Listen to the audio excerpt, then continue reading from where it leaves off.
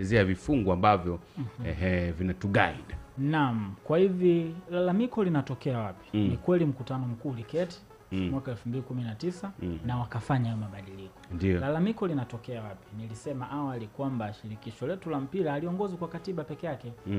Tukienda kwenye sera ya maendeleo ya michezo ya mwaka 1995 kama nilivyosema, ambayo ndio inatumika mpaka sasa, ambayo mpaka sasa ndo tuko nayo hii sera, mpaka sasa ndo tunaitumia. Haijawahi kufutwa wala kuondolewa kwa mujibu wa sheria. Ukitizama ile aya ya 5.2.3 naomba kunukuu. Sawa. Inasema hivi: kwa ajili ya kuepusha umilikaji wa muda mrefu wa vyombo vya michezo na wanaochaguliwa kuviongoza, uwe utaratibu wa kila chombo cha michezo kwamba viongozi wake wa juu wataruhusiwa kugombea nafasi hizo kwa vipindi vitatu vya miaka mitatu kila kipindi, isipokuwa kamati ya Olympic TOC, ndio viongozi wake watagombea kwa vipindi viwili vya miaka minne kila kipindi. Baada ya muda huo kiongozi anaweza tu kuwa mjumbe wa kushirikishwa. Kwa hivi sera ya michezo imeweka takwa la lazima kwamba viongozi wote wa juu watatakiwa kuongoza kwa kipindi cha miaka mitatu, awamu tatu, kama ilivyokuwa awali. There you are. Sasa inakuwaje kwamba tunakwenda kubadilisha katiba inayokinzana na sera ya michezo, wakati sera ya michezo ni miongoni mwa miongozo inayosimamia mpira? Kwa nini hawakufanya kwanza basi mabadiliko? Kwa nini sasa hawakufanya mabadiliko katika sera ya michezo kwanza kama muongozo unaotumika mpaka sasa, ndipo waje kufanya amendment kwa maana ya mabadiliko ya hiyo katiba kabla hatujapiga hatua? Naam. Sera hii iko BMT, sio? Ndio. Ambapo kuna msajili wa vyama vya michezo. Sahihi. Manake BMT nao walipokea mabadiliko ya Job tulia kwanza. Mabadiliko walipowafanya TFF walipeleka BMT kwenye kuyasajili kwa msajili. Ndio. Yakapitishwa. Ndio. Kwa hiyo hapo TFF hawana makosa basi. Sasa nitakujibu. Msajili, ofisi ya msajili ndio yenye makosa. Kwa nini pitishe katiba ya namna hii? Ilibidi warekebishe kwa sera hii kabla hajaipitisha. Na ni miongoni mwa malalamiko yangu niliyoweka katika barua kwamba kwa mujibu wa kanuni za usajili wa vyama vya michezo, kanuni namba 422 ya mwaka 1999 ambayo ndio inatumika mpaka leo, kanuni ya 11 yote kwa ujumla wake ndio inaongelea marekebisho ya katiba. Ukitizama kanuni hii kwa ujumla wake, kanuni ya 11 kanuni ndogo ya 3 imempa mamlaka msajili wa vyama vya michezo kukataa mabadiliko ya vifungu vya katiba kwa sababu nyingi zilizoainishwa pale, na sababu mojawapo wanasema kwamba, ndio maana nilianza na sera ya michezo. Ukisoma kanuni ya 11, hizi ni kanuni za usajili wa vyama vya michezo. Sawa. Kanuni namba Tanzania, kanuni namba 422 ya mwaka 1999 ndio inatumika mpaka leo pale BMT.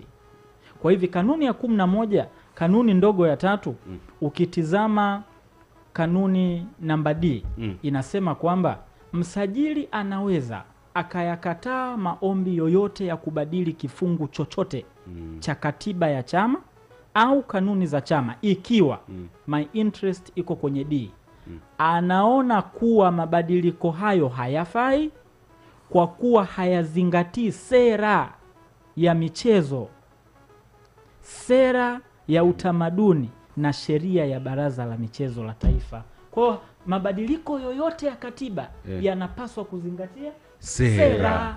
Kwa hiyo hapo kifungu ulichosoma sasa hivi kinampa mamlaka ya kukataa mabadiliko yoyote ya katiba yanayoenda tofauti na sera, si ndio? Exactly. Lakini pia nataka kufahamu, je, yalimpa mamlaka gani ya kukubali? Kwa maana ya kwamba kwa sababu hapa ameyakubali. Sasa mamlaka ya yeye kuyakubali alikubali kitu moja. Sasa mheshimiwa msajili wa vyama vya michezo amekubali isivyo halali. Yaani manake ni kwamba amejiongoza vibaya kwa kukubali mabadiliko ya katiba wakati yanakinzana na sera ya michezo. Na hii habari ya sera ya michezo sio hiari. Yaani ni takwa la kanuni ambazo BMT wanazisimamia. What next kama katiba imekiuka sera ya michezo? What next? Kwa mujibu wa kanuni ya 11, msajili kwa maelekezo ya waziri au kwa kushirikishana na waziri ana uwezo wa kuitisha ile katiba na kuibatilisha. Mamlaka hayo anayo. Lakini kama msajili atakubali kwamba alijiongoza vibaya kupitisha mabadiliko ya katiba ambayo ni wazi, hizi ni black letters of the law, yanasema kabisa kifungu cha 11, kanuni ya 11, kanuni ndogo ya 3D, kwamba asipitishe mabadiliko ya katiba kama kifungu hicho kinakinzana na sera ya maendeleo ya michezo. Sasa, ambayo sera hiyo inasisitiza juu ya nini? Ukomo wa miaka mitatu kwa awamu ngapi? 3. Hapo kwenye ofisi ya msajili ndio watu wanabadilika. Huenda kawa msajili ambaye alipitisha ni mimi, na msajili wa sasa ni Job. Anaweza kubadilisha huyu Job baada ya kwa mimi nilishaipitisha hiyo yenye makosa. Uwezo anao, kwa sababu kanuni hiyo pamoja na kanuni zingine zinasema kwamba endapo msajili wa vyama vya michezo atagundua kwamba alipitisha mabadiliko ya katiba kwa kujiongoza vibaya ama kwa kukinzana na sheria, ndo kitu kilichopo. Mimi ninasema confidently kwa sababu sheria imetaka. Kwa mpaka sasa msimamo wangu, msajili alijiongoza vibaya kwa kinyume na sheria. Kwa hiyo ana uwezo, sheria imesema ana uwezo wa kuitisha tena ile katiba, na ana uwezo wa kubatilisha. Kama mtu alibadilishwa ofisini, huyu aliyopo anayo hayo mamlaka, kwa sababu yeye ndiye msajili wa michezo. Na hii kanuni ukisoma kwenye sehemu ya tafasiri inamuelezea nani ni msajili wa vyama vya michezo. Kwa hiyo aliyopo msajili wa vyama vya michezo ni yule mwenye mamlaka ya kusimamia soka kwa maana ya mpira wa miguu Tanzania, na yule anayekuwepo ofisini ambaye anafanya kazi kwa mujibu wa kanuni, sheria na taratibu.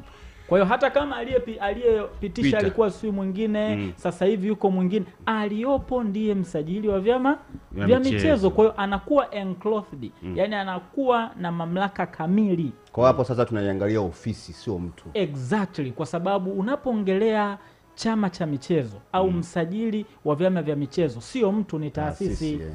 Unaona, ndio maana hata asipokuwa ofisini huwezi kusema shughuli haziendelei kwa sababu msajili anaumwa au amesafiri.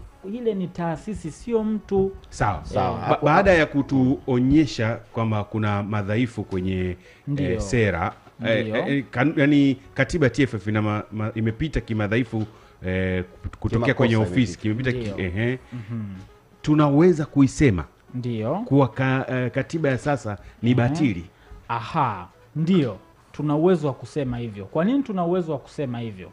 Haishi hapo tu kwenye hiyo kwamba ile kanuni ya 11 nimesema kwamba inaelezea kuhusiana na ukomo wa muda wa uongozi. Mimi nasema ni batili kwa sababu ukitizama tena hizi kanuni za usajili wa vyama vya michezo za mwaka 1999, kanuni ya 7, kanuni ndogo ya 6 inasema hivi: muda wa uongozi uzingatie sera ya maendeleo ya michezo. Neno muda wa uongozi uzingatie sera ya maendeleo ya michezo, sisi wanasheria tunasema the provision is couched in mandatory form. Yani kifungu kiko katika takwa la ulazima, hakikupi hiari wala hakikupi option. Hakijasema hapa kwamba muda wa uongozi unaweza ukazingatia. Sheria inasema muda wa uongozi uzingatie, hii ni amri, uzingatie sera ya maendeleo ya michezo. Tukirudi kwenye sera yetu ya maendeleo ya michezo, kama nilivyorejea aya ya 5, aya ya 2, aya ya 3 inasema nini? Kwa ajili ya kuepusha umilikaji wa muda mrefu, vyombo vya michezo vinapaswa kusimamia watu wanaongoza kwa kipindi cha miaka 3 mara 3. Sasa kwa nina uwezo wa kusema kwamba hii katiba ni batili kwenye hicho kifungu kwa sababu hakijazingatia kanuni, na hakijazingatia tu sio sera ya michezo, hakijazingatia hata hizi kanuni za usajili wa vyama vya michezo. Ndio maana nimecite kanuni ya 11, kanuni ya 3D, na nimecite kanuni namba 7, kanuni ndogo ya 6 inayosema muda wa uongozi uzingatie sera ya michezo. Mimi na swali dogo hapo, kwa maana ya kwamba tayari hiyo katiba imeonekana kupishana na sera ya michezo, si ndio? Naam. Nini adhabu yake kwa kuwa na katiba ambayo inapingana na sera ya michezo? Asante, nashukuru kwa swali zuri ndugu yangu kakangu Job. Kanuni hazijaacha hicho kitu, hazijaacha Estona na Ntande. Kanuni zimetoa adhabu kwa mujibu wa kanuni ya 21. Kanuni ya kwanza A na B imetoa adhabu ama madhara ya kufanya mabadiliko ya katiba bila kuzingatia sera ya michezo, na nitakwenda kunukuu kama zilivyo ili tuweze kupata ile tunasema ni original test. Yaani kwamba unaponukuu kitu kama kilivyo, manake huna nafasi ya kukiongezea kitu, yaani unakinukuu kama kilivyo. Kwa mujibu wa kanuni ya 21, kanuni ndogo ya kwanza A na B inasema, hizi kanuni ni nyingi kidogo, au wanasheria tunapenda kurejea. Ndio. Kwa hiyo kanuni ya 21 imetoa effect ambayo imesema kwamba, naomba nitainukuu kama ilivyo, hii hapa nimeipata.